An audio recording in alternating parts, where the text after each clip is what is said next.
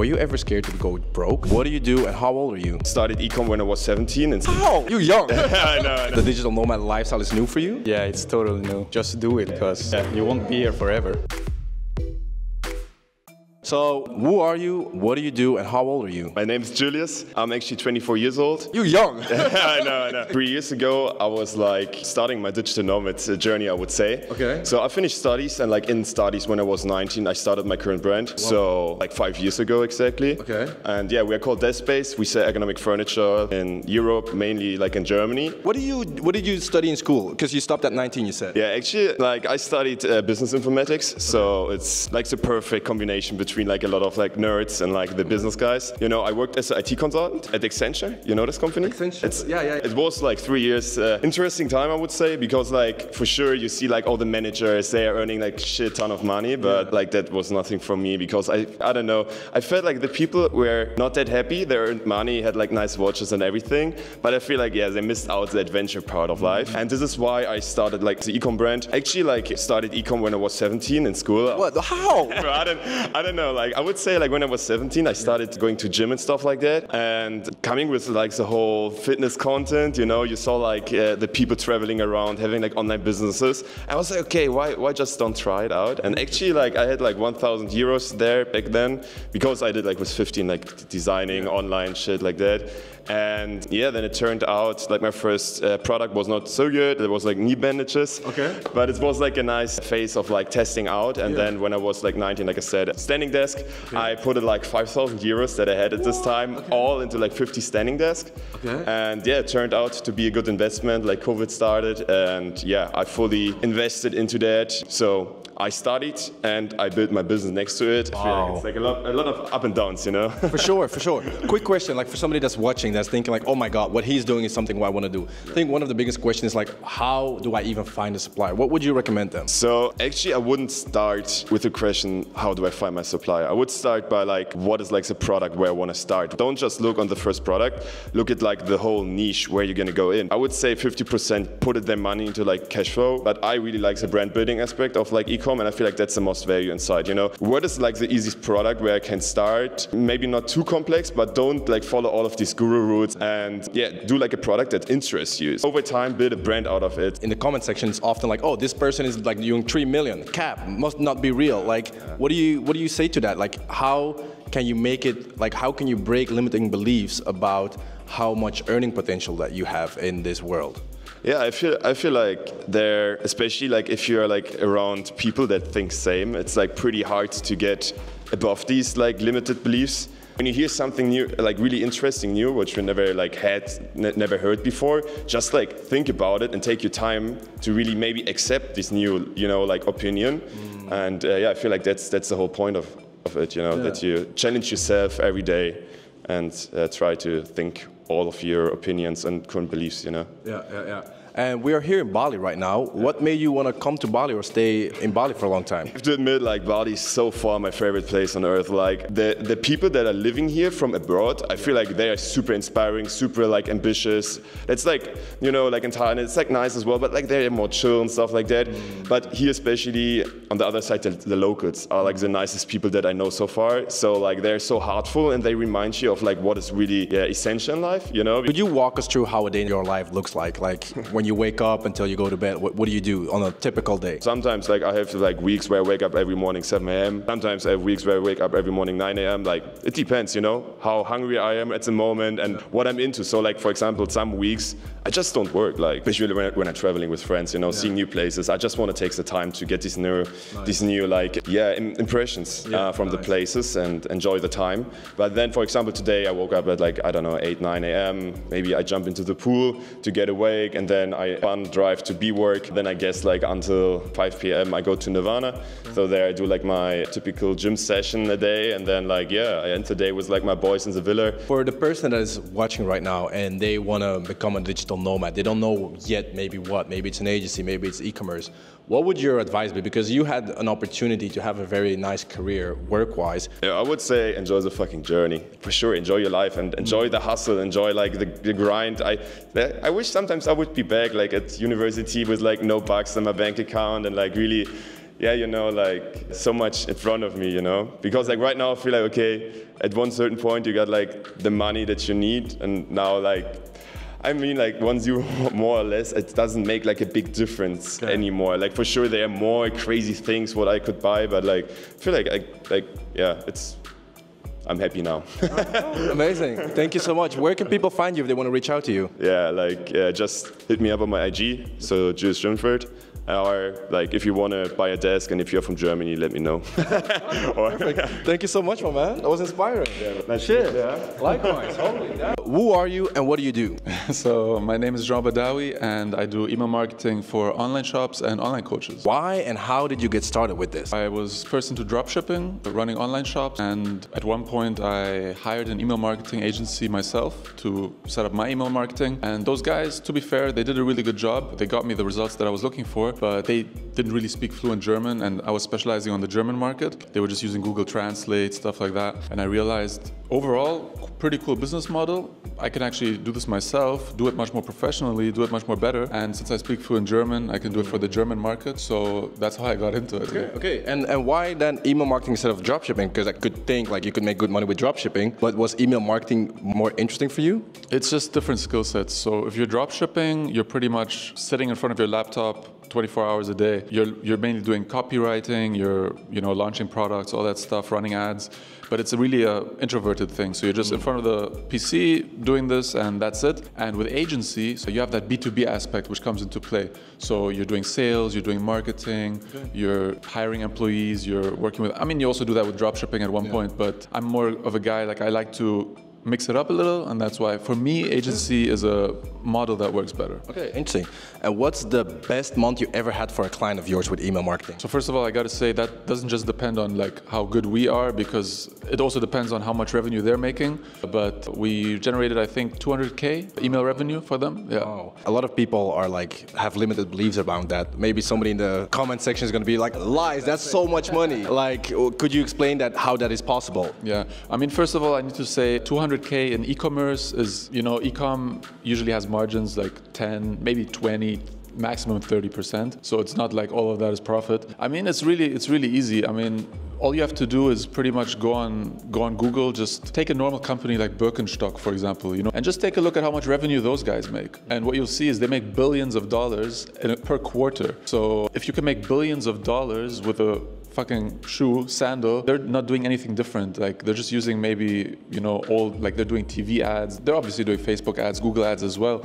But if you have a product that people want to buy that solves a problem, like shoes or any kind of product that solves a problem, why would you not be able to make the same amount of revenue? Exactly. And would you say that email marketing or like an agency in general is more stable or like more risk averse than a dropshipping business? I would say like if someone's starting out, it definitely makes more sense to start with like freelancing agency kind of model, because you're selling your time in the beginning. Yeah. With dropshipping, it's like, okay, there's a lot of things that can go wrong. Like, at least you don't have that risk that you're buying stock and you're taking that risk. But dropshipping is still, you got to have some money to invest in ad, to invest in things. With agency, it's really like you're starting off by yourself. You're selling your time. You're learning on the job while you're working for other clients. So that's the beauty about it. I think it's like you can learn the skills and make money at the same time, and then you can decide like, hey, okay, do I want to transition into dropshipping, something that's more scalable, or do I actually want to focus on this agency and just scale that? Interesting. And we're here in Bali. What made you choose to come to Bali? Actually, it was friends in the beginning. So around 3 years ago, some of my friends, they came to Bali, and to Canggu in particular, that's like the famous hotspot, and I just loved it for myself. Crazy. And do you still go back to Germany? In summer, I do, yeah. I visit my parents sometimes for like a couple of weeks, yeah.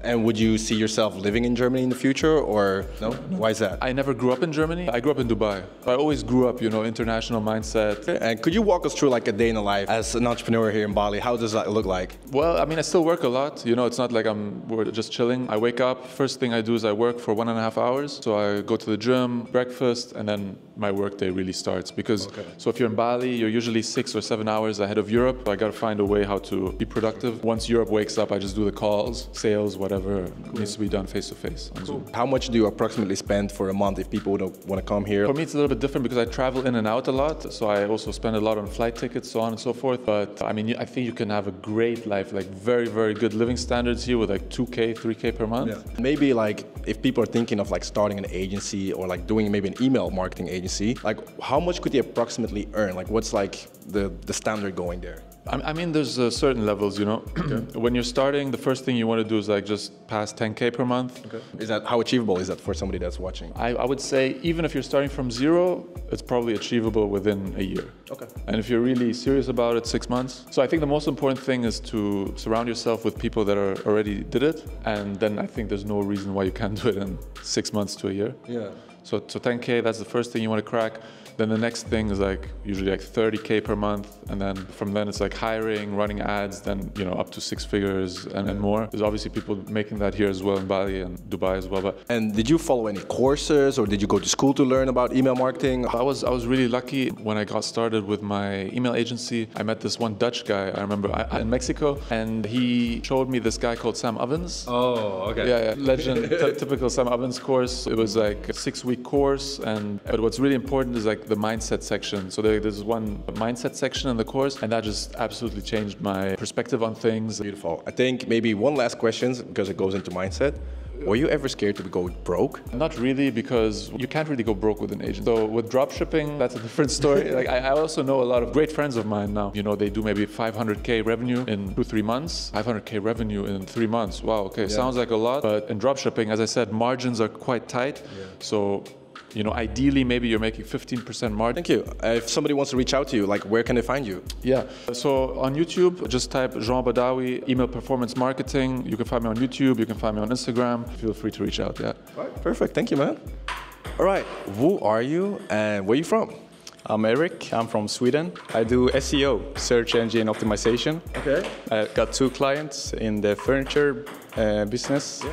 So yeah, I do that, and also affiliate marketing. And how long have you been doing this? For 5 years, almost, yeah. Okay. And how long have you been in Bali? In Bali for 1 week. Oh, wow. So the digital nomad lifestyle is new for you? Yeah, it's totally new. But I watched it on YouTube, so it's kind of new. But okay. Still, I had a picture of how it would be. And how is it compared to what you thought it was, and how is it in real life? Yeah, it's even better. Really? Yeah, I would say that.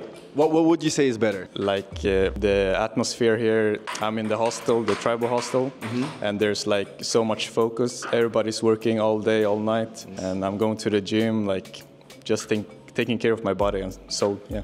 Nice. Why did you want to become a digital nomad? Because I want the freedom to do whatever I want, whenever I want, and meet like-minded people, build connections, and just live my life, not the Matrix. Yeah, for sure. And how hard was it for you to take that leap? Because a lot of people maybe in Sweden would have gone like get a job or like, so how hard was that for you? Well, it was hard to like mentally to prepare what would others think, money, how much should I save, passive income, how much should I make per month to like actually go out. And when I'm getting older, should I settle myself in Sweden or should I just travel and don't care? Okay. So yeah.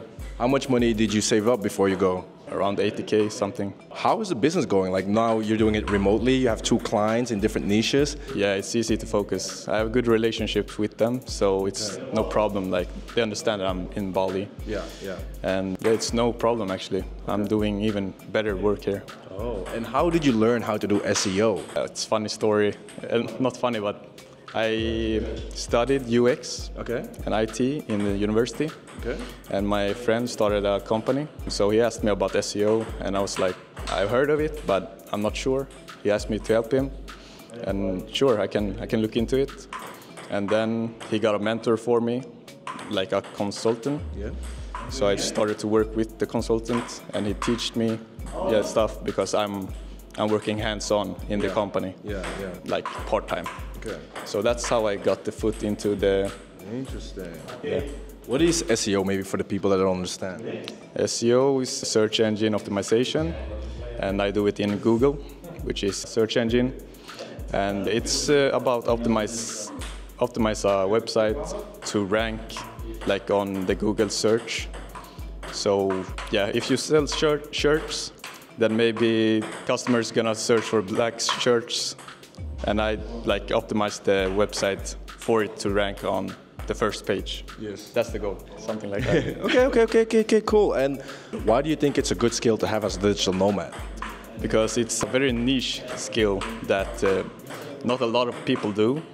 So companies need it nowadays. Everything is like IT, information technology. Okay, thank you. Can you walk us through how a typical day now looks like for you compared to Sweden and now here in Bali? Typical day in Sweden is wake up early, 5 a.m., go to the gym for 1 hour, then head out to the office or at home, work all day, go home, sleep. Okay. There's no activities. Right now it's snowing in Sweden, it's cold, it's dark. Oh yeah, and how is it now here in Bali? Bali, like, it's amazing. I start my day by, I got a 5 a.m. club in the hostel with a newly friend I met. We talk, we work, we go to the cafe before the gym to get some coffee, and after that we hit the gym, go to the spa, relax, and then we go work like all day. And at the night time we go out, eat, or just go to the spa and gym again. Okay. So it's up to me, like I can grab a motorcycle and go wherever, whenever. Beautiful. So I like it. And what would you say, like, if somebody's watching, what would be the #1 step for them to get started? I think you have to have the mindset. Like, I like stoicism. Memento mori is both, I think, that remember you'll die. So just do it, because you won't be here forever. Or amor fati, love the destiny. Just do it and see what destiny brings you. Thank you, man. It was good. You did amazing.